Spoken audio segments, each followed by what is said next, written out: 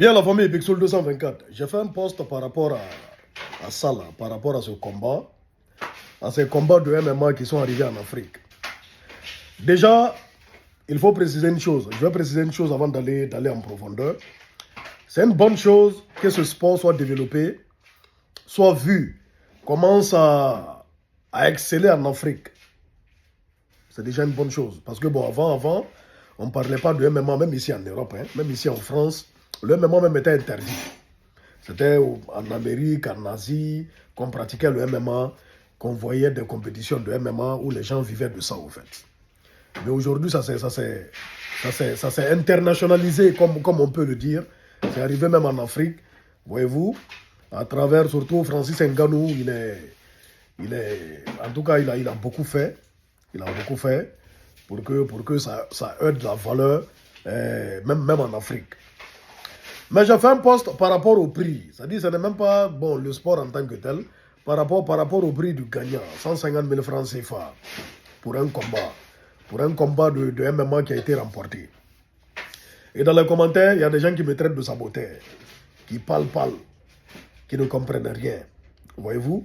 Le fait que moi je fasse un tel post, le fait qu'on fasse de tels posts, ça peut interpeller. Ça peut interpeller, en tout cas, ceux qui dirigent le MMA du côté de l'Afrique. Voilà, peut-être ça peut interpeller. Voilà, peut-être là, ils n'ont pas assez de moyens pour mettre l'argent à la disposition des combattants. Mais quand même, c'est-à-dire pour un risque, pour un tel risque qu'ils prennent. Parce que bon, les combattants de MMA et même de boxe, les combattants, ceux qui font le sport de combat, eh bien, eux tous, ils risquent leur vie en pratiquant ce genre de sport. C'est ça qui est la vérité, c'est ça qu'il faut comprendre. Et il y a des gens qui peuvent même mourir. Je vous dis, il y a des gens qui... On se rappelle tout récemment là, il y a un boxeur congolais qui est mort. Il est mort sur le ring, il est tombé, il est mort. C'est déjà arrivé où il y a des gens vraiment, ils ont des accidents à vie. C'est-à-dire, ils tombent à vie, ils ne se relèvent jamais. Donc c'est risqué, c'est un sport qui est très très risqué. Maintenant bon, pratiquer un tel sport, se préparer, d'abord la préparation et tout ce qui s'ensuit, pour à la fin toucher 150 000 francs CFA, hein, comme en étant vainqueur. C'est-à-dire, la personne qui a été vaincue, la personne qui a perdu le combat, peut-être lui il va toucher, je ne sais pas, peut-être 50 000 francs CFA. Avec tout le risque qu'il a pris, avec tous les coups de poing qu'il a pris. Franchement, c'est petit. C'est petit. C'est petit. Et même lorsqu'on regarde l'UFC, la plus grande organisation de MMA au monde, c'est-à-dire même au niveau de l'UFC, la récompense des combattants est critiquée.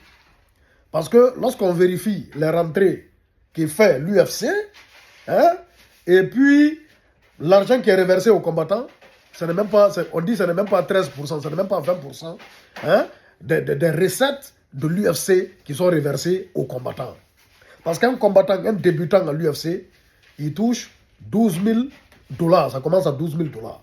C'est-à-dire c'est 12 000 $ pour un combat, plus 12 000 comme prime s'il remporte le combat. Ça veut dire en tout, c'est 24 000 qu'un combattant débutant à l'UFC, la plus grande organisation de combat de MMA au monde, a dit c'est 24 000 que la personne peut toucher en tant que débutant. Maintenant, bon, il y a les grands qui se démarquent. Les grands qui se démarquent, voilà, il y en a qui peuvent toucher des millions. Les McGregor, les John Jones, les Adesanya, et tout cela, les Pereira, et consorts, ils touchent des millions, c'est vrai, mais ils sont peu. Mais les débutants qui sont là, avec tout le risque, surtout aux États-Unis, c'est-à-dire, bon, les dépenses, les frais médicaux en cas de truc, la préparation, et il faut compter, un combattant de MMA, peut-être qu'il a 3 combats dans toute l'année. Il ne peut pas combattre chaque mois. C'est-à-dire c'est 3 combats toute l'année. Maintenant, imaginez ceux-là, 150 000 francs CFA par combat. Il fait combien de combats par an? C'est-à-dire là, c'est un bénévole. C'est-à-dire là, il risque sa vie pour ne rien. Donc, l'essentiel, c'est d'en parler pour que ça soit amélioré. Parce que bon, c'est regarder.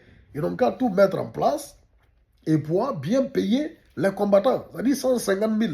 Tu risques ta vie, tu fais un combat, tu remportes le combat, et puis on te donne 150 000 francs CFA. 150 000 francs CFA, bon, ça peut faire quoi? Ça peut faire quoi pour quelqu'un? Pour un combattant, c'est-à-dire même sa préparation coûte plus cher. Même sa préparation seulement. Alors je sais que c'est des passionnés. C'est des passionnés de la bagarre, des passionnés de sport, de combat et tout. Franchement, mais tout ce qu'on souhaite, c'est qu'il perce, et voilà, et qu'il soit bien rémunéré. Voyez-vous, mais bon, même malgré qu'on sait qu'il y a des organisations qui payent. Ils payent bien, mais ça c'est à l'international. Le Bellator ou bien le PFL. Le Bellator paye très très bien. Hein? Le PFL aussi paye très très bien. C'est-à-dire 10 fois ou 5 fois même plus que l'UFC. L'UFC ne paye pas bien. C'est pourquoi il y a des combattants qui ont quitté l'UFC. Même Francis Ngannou, s'il a quitté l'UFC, c'est parce que bon, il n'y a pas d'argent dedans. On ne paye pas bien. Il est parti faire, c'est-à-dire les 2 combats en boxe anglaise qu'il a eu à faire, c'est-à-dire l'argent qu'il a eu, c'est-à-dire toute sa carrière à l'UFC, il n'a pas eu la moitié de l'argent qu'il a eu en 2 combats de boxe anglaise. Donc qu'est-ce qu'il faut faire? Nous on en parle, on fait des posts, on parle, on attire l'attention, c'est-à-dire sur le prix donné à ces combattants, c'est-à-dire c'est pour que ça soit amélioré. Parce que ce n'est pas normal de vous à moi, après tout le risque, hein, avec tout le risque qu'ils prennent, à la fin, de toucher une somme de 150 000 francs CFA hein, comme récompense. Quand même, c'est peu. Il faut reconnaître ça avec moi. Donc, ce n'est pas du sabotage. Ce n'est pas du sabotage, ça n'a rien à voir. C'est simplement pour qu'on améliore en tout cas leurs conditions de vie. Moi, Big Soul, je ne suis pas prêt à risquer ma vie pour 150 000 francs CFA quand même. Jamais de la vie, quelle qu'en soit la passion. C'est de ça qu'il s'agit. On est ensemble, la famille Peace and Love. Force et courage à eux. Et on espère qu'ils vont percer, qu'ils iront loin, qu'ils seront repérés par les grandes organisations. Ou bien même que ça sera développé en Afrique pour qu'ils puissent en tout cas vivre de ça. Parce que bon, il est ressorti tout récemment qu'il y a même des combattants professionnels à l'UFC qui accumulaient des boulots parce que bon, ils ne pouvaient pas s'en sortir avec le salaire qu'ils touchent à l'UFC dans leur combat. C'est de ça qu'il s'agit. Donc, nous, c'est pour que les conditions soient améliorées et qu'ils puissent vivre de ce qu'ils font, parce que c'est un gros risque qu'ils prennent en rentrant dans la cage et en faisant de ces combats d'une violence extrême, où tu peux mourir, où tu peux perdre tes dents. Une dent, c'est combien? Une dent, c'est combien? Où tu peux perdre c'est-à-dire tes membres, où tu peux te paralyser même, ou devenir handicapé à vie. Donc, lorsque tu prends un tel risque, vraiment, il faut que la récompense reflète le risque, c'est-à-dire que tu prends. C'est de ça qu'il s'agit. Peace and love, Big Soul 224.